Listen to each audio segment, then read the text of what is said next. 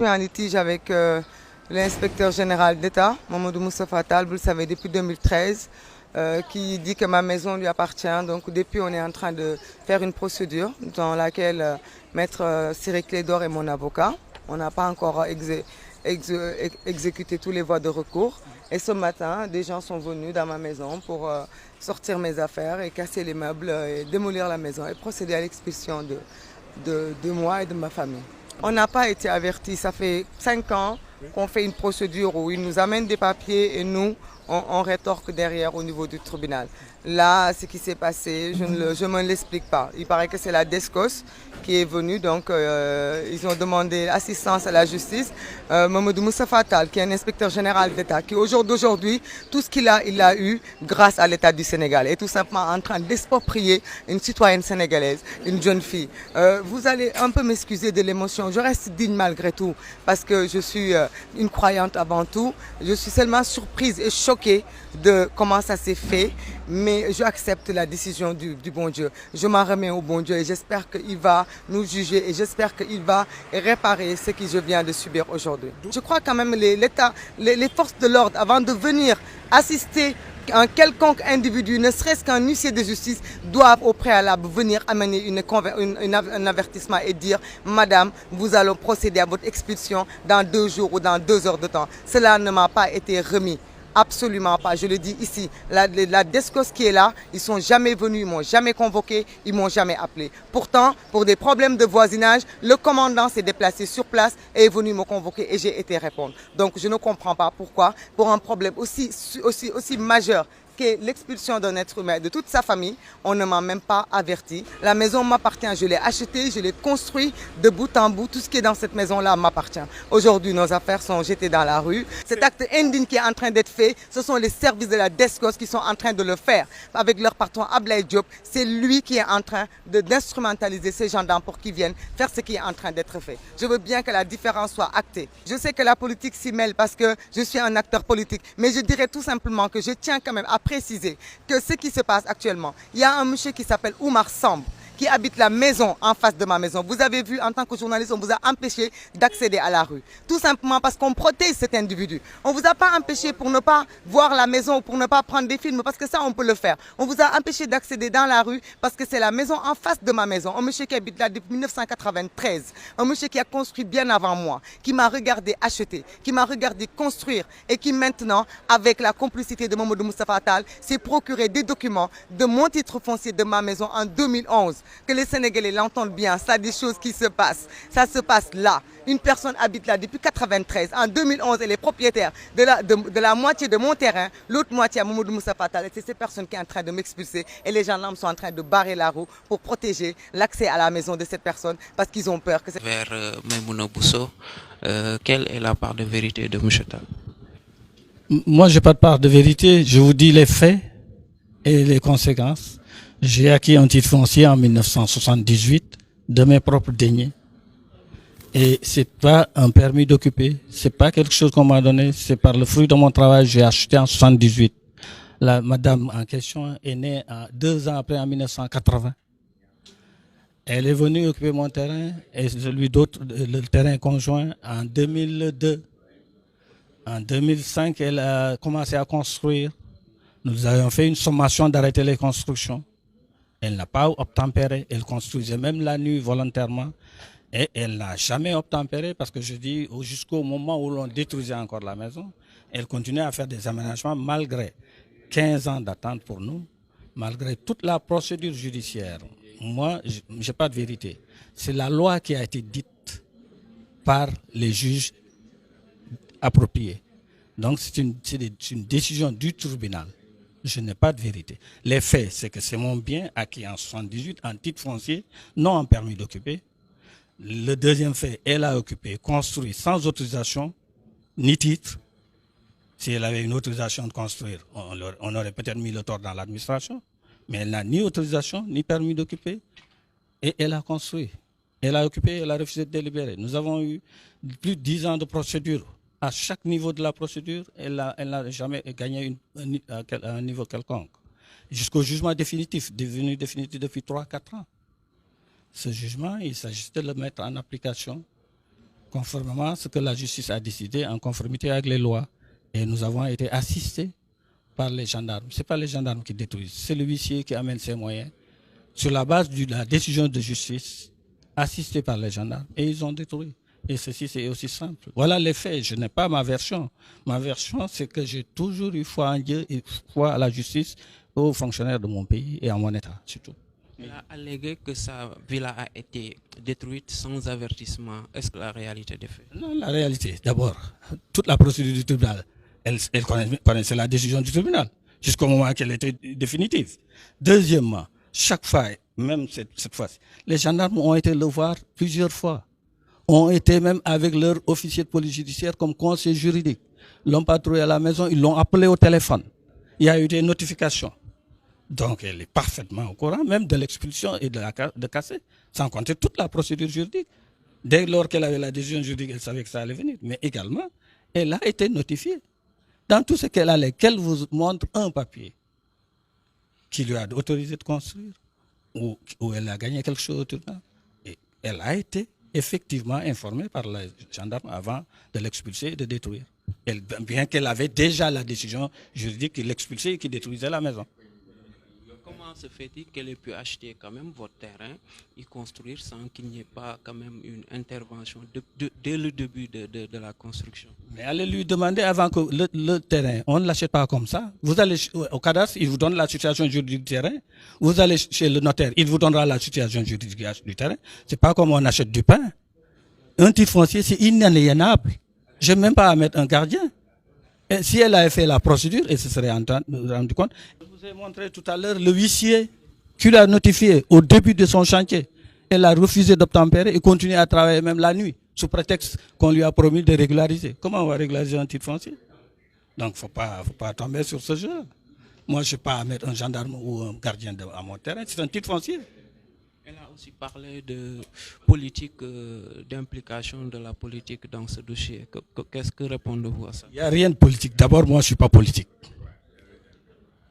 À un moment donné, mon statut ne me permettait même pas d'être électeur. Je ne dis même pas éligible. Donc, je n'ai rien de politique. Sauf que j'ai été haut fonctionnaire, donc j'ai toujours appliqué dans le secteur où j'avais qu'on m'avait confié les discours, les décision du président de la République et du Premier ministre et du ministre des concernés.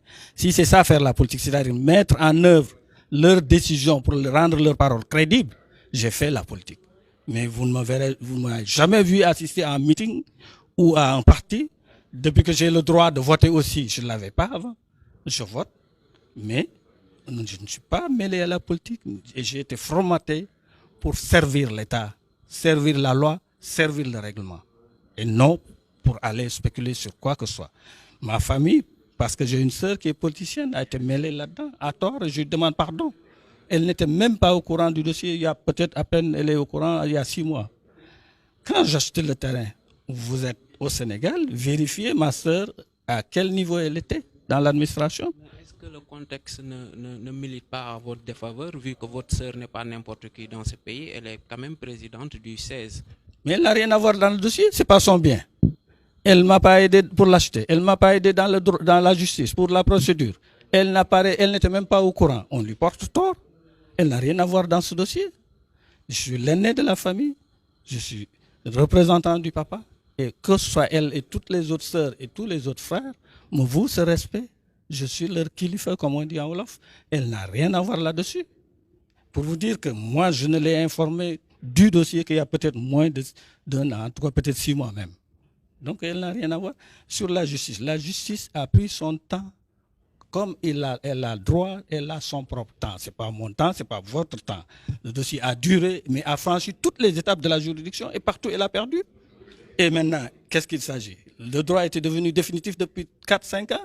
Il s'agit de la mettre en œuvre, mais ni ma sœur, ni les hommes politiques de l'État. Si elle est politicienne, elle, Madame Bousso, elle fait ce qu'on fait. Mais moi, je n'ai jamais été politique. Je vote, j'ai mes convictions, mais je vous dis, ça date de quelques années. Le statut auquel j'appartenais ne m'autorisait pas ni à voter, ni à être candidat. Et jusqu'à présent, il ne m'autorise pas à être candidat quelque part en politique. Une dernière question, M. Tal. qu'est-il advenu de ce monsieur Ibrahim Sam qui aurait vendu le terrain à Madame Bousso? Ça, ce que nous savons, nous, dans nos enquêtes, parce que moi, quand même, j'ai une formation d'enquêteur et j'ai exercé des fonctions d'enquête. Nous avons enquêté dès le début et c'est nous-mêmes qui avons amené pieds et mains M. Ibrahim à la justice et même le tribunal le cherchait. Il s'était fait déclarer mort. C'est par nos propres investigations, en appuyant la justice et en appuyant les gendarmes, que nous avons pu mettre la main dessus. Et il a été arrêté pendant 2 mois à la veille d'une tabaski ou d'une korité. Mais ce n'est pas notre rôle. C'est le rôle qui a acheté avec Ibrahim. Nous, c'était pour aider. Nous, c'est de récupérer notre bien. On n'a pas affaire avec ce vendeur-là. On a affaire avec Mme Bousso qui a occupé notre terrain sans droit ni titre et qui a construit et qui nous a handicapés depuis plus de 15 ans. Vous qui me parlez, est-ce que vous acceptez qu'on handicape votre bien, vous ne pouvez pas en jouir pendant 15 ans sans bouger? Dites-moi aux Sénégalais qui disent dañ ko yërëm mais bala nga yërëm waxal droit bi ñun fayuñu sax. C'est la loi qui a été dite et qui est appliquée, c'est tout. Je vous ai dit, nous avons tenté pour régler les choses de saisir le médiateur. Le médiateur a confirmé que le droit a été dit et il doit être appliqué. Je ne sais pas ce qu'elle a répondu, j'en sais rien. Deuxièmement, elle nous a assigné personnellement, moi, chez la famille Tal à Dakar, à 2 reprises. Une première fois avec son oncle, une deuxième fois avec son oncle et son père. Mais de ces débats, qu'est-ce qu'on a conclu? Elle voulait que je cède, qu'elle me dédommage. Et surtout, j'ai dit, écoutez, moi, le terrain, je l'ai acheté en 1978. Actuellement, si vous payez le prix du marché actuel, vous ne venez même pas me voir. Allez voir le notaire, allez voir mon expert, vous le payez. Ils ont reçu les consignes. Elle me dit non, je vous paye le prix auquel vous avez acheté en 78 et puis je vous donne un petit bouillon, un petit plus. J'ai dit, mais et le redressement fiscal pour pénalité et sous-évaluation, qu'est-ce qu'on va faire? Son père conclut au deuxième rendez-vous, vous êtes un caméléon, vous marchez comme un caméléon, vous arriverez à votre objectif parce que vous avez le droit avec vous et la vérité. Je vous demande simplement de nous aider. J'ai dit, mais je vous aide, je ne vous demande ni dédommagement, je ne vous demande, j'aurais pu jurer de mon bien pendant 15 ans, je ne peux pas. Vous avez tout dit sur moi, j'ai fait des frais, je ne vous demande rien de tout ça. Payez-moi le prix du terrain, ne discutez même plus avec moi. Donc chez le marabout, ça s'est conclu à 2 reprises comme ça. Je sais pas, maintenant, je suis parti, je les ai laissés là-bas, qu'est-ce qu'ils ont parlé? Je leur ai dit même de vendre la totalité et de me payer, de prendre le bénéfice. J'ai même été pire, je lui ai dit même sur le plan du droit, si je voulais rallonger les problèmes, j'aurais pu vous assigner pour m'avoir empêché de jurer de mon bien pendant toutes ces années. Si on calcule cela, plus mes frais et tout, mais vous perdrez même le bâtiment, je prendrai tout. Mais je ne suis pas en âge où je vais faire du tort parce que je suis plus loin de la vie, je suis plus près de la tombe que de résister également. Je suis quand même d'un certain âge. Il n'y a pas à estimer, c'est simple. Dans cette zone, le prix du mètre carré vaut tant. C'est connu. C'est tout. Moi, je ne demande même pas d'estimer. Le prix du mètre carré, mon raisonnement est simple. Vous allez dans ce quartier, combien coûte le mètre carré actuellement? On vous le dit. Vous payez ce prix. Mais ça, il fallait le faire avant. Maintenant, non, maintenant, il n'est pas question de lui vendre quoi que ce soit. Non, quand même, soyez réaliste. 15 ans, vous attendez tout. C'est que c'est mon bien acquis en 78 en titre foncier, non en permis d'occuper. Le deuxième fait, elle a occupé, construit sans autorisation, ni titre. Si elle avait une autorisation de construire, on aurait peut-être mis le tort dans l'administration. Mais elle n'a ni autorisation, ni permis d'occuper. Et elle a construit. Elle a occupé, elle a refusé de délibérer. Nous avons eu plus de 10 ans de procédure. À chaque niveau de la procédure, elle n'a jamais gagné un niveau quelconque. Jusqu'au jugement définitif, devenu définitif depuis 3-4 ans. Ce jugement, il s'agissait de le mettre en application conformément à ce que la justice a décidé en conformité avec les lois. Et nous avons été assistés par les gendarmes. Ce n'est pas les gendarmes qui détruisent, c'est le huissier qui amène ses moyens sur la base de la décision de justice, assistés par les gendarmes, et ils ont détruit. Et ceci, c'est aussi simple. Voilà les faits. Je n'ai pas ma version. Ma version, c'est que j'ai toujours eu foi en Dieu et foi à la justice, aux fonctionnaires de mon pays et à mon État, surtout.